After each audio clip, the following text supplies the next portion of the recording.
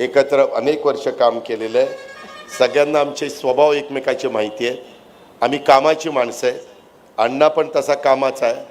अण्णा आता सकाळी लवकर उठून कामाला लागायचं आहे आपल्याला आणि लोकांना वेळ द्यायचा आहे. मुंबईला वेळ द्यायचा आहे. विधानसभेमध्ये तुमचं ऑफिस आहे, कार्यालय आहे, सगळं काही गाडी वगैरे सगळ्या गोष्टी. परवा तुम्ही CMला पत्र दिलेलं ते पण मी दिलेलं आहे. त्याचं घराचं पण काम त्या ठिकाणी होईल. परंतु एकंदरीतच तुमच्याकडं, तुमच्या वागण्याकडं, बोलण्याकडं, तुमच्या कृतीकडं सगळ्यांचं बारकाईनं लक्ष राहणार आहे. त्याच्यामध्ये तुमच्या परिवाराकडं पण लक्ष राहणार आहे. चिरंजीवांना पण काही गोष्टी चार व्यवस्थित सांगितल्या पाहिजे. मी पण माझ्या चिरंजीवांना सांगतो असतो. त्याच्यामुळं सगळे, कारण काय होतं, आपण मोठ्या पदावर गेलं की कधी कधी आपल्या घरातलेच नातेवाईक काहीतरी गडबड करतात आणि मग आपली बदनामी होती. आपलीच बदनामी होत नाही, मग ज्यांनी आपल्याला केलेलं असतं त्या पक्षाची होती, महायुतीची होती, सगळ्यांचीच होती. त्याच्यामुळं फार भान ठेवून जेवढी महत्त्वाची पदं तेवढे कष्टही जास्त घ्यावे लागतात, वेळ पण जास्त द्यावा लागतो आणि नीटपणे काम त्या ठिकाणी करावं लागतं.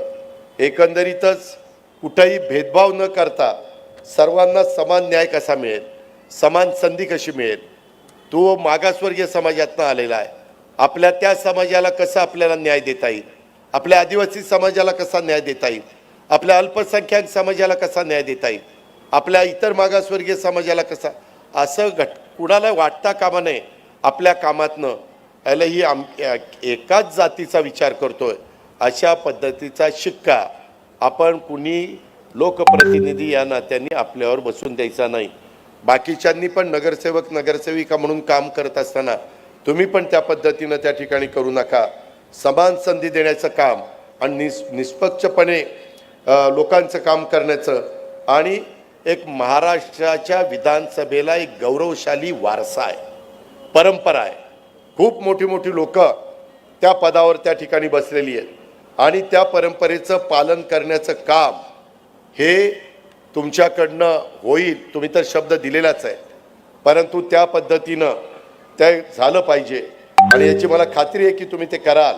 सभागृहातील कामकाजाचा दर्जा कसा आपल्याला सुधारवता येईल, सभागृहाची उंची ही कशी आपल्याला वाढवता येईल, हे निश्चित करण्याची जबाबदारी त्या पीठासीन अधिकाऱ्याची, म्हणजे विधानसभेच्या अध्यक्षाची, उपाध्यक्षाची असते. आणि हे निश्चित करण्याची जबाबदारी उपाध्यक्ष म्हणून आपले सुपुत्र अण्णा बनसोडे हे प्रामाणिकपणे पार पाडतील याबद्दल देखील मी खात्री बाळगतो. त्यांना मिळालेल्या पदाला ते योग्य न्याय देण्याचं काम करतील.